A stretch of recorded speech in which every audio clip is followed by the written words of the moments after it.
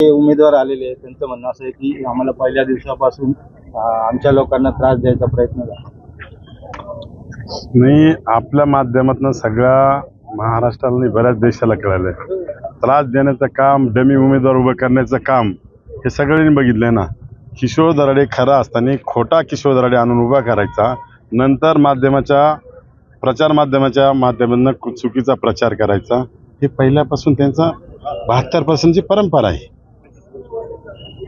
आज सकाळी तुम्ही मतदान केंद्रामध्ये अधिकाऱ्यांना खूप झापलं, काय नाही? मुळीच नाही. अधिक माझ्यावर तुमचे सगळे प्रसारमाध्यमातील लोक होते, त्यांनी बघितलं कामकाज व्यवस्थित चाललं का, सगळ्याचे लोकप्रतिनिधी आहे का, एवढं चेक केलं. अधिकारी सरळ काम करताना झापायचं काही कारण नाही.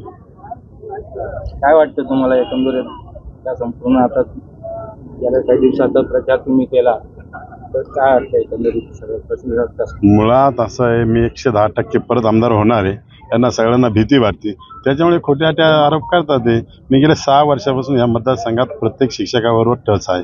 अनेक कामं ह्या मतदारसंघामध्ये केलेले. 1 वर्षात करोनाचा जर सोडला तर 5 वर्षापासून मी सातत्याने उत्तर महाराष्ट्र एवढा मोठा मतदारसंघ आहे. या मतदारसंघामध्ये 52 आमदार, 54 तालुके आणि 8 खासदार, 7 महानगरपालिका, एवढ्या शाळांना भेटी देणार पहिला महाराष्ट्रातला मी आमदार आहे. दुसरी गोष्ट, आमच्या शिक्षकांसाठी 100 आंदोलन करणारा पहिला मी आमदार. मी सरकारमध्ये असताना सुद्धा आमच्या शिक्षकांना न्याय मिळण्यासाठी सुप्रीम कोर्टात गेलेला पहिला मी आमदार. मी स्वतःच्या पदर पैशाने खर्च करून आमच्या शिक्षकांना जुनी पेन्शन योजना कशी मिळेल याच्यासाठी अहोरात्र मी प्रयत्न केले.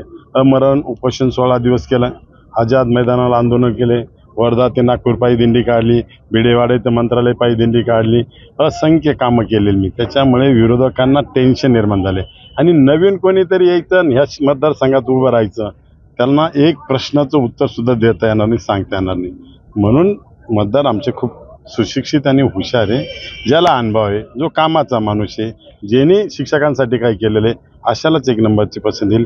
हे सगळे समोर असलेले हे सगळे शिक्षक मतदार, सगळे शिक्षक. एबीपी माझा, उघडा डोळे बघा नीट.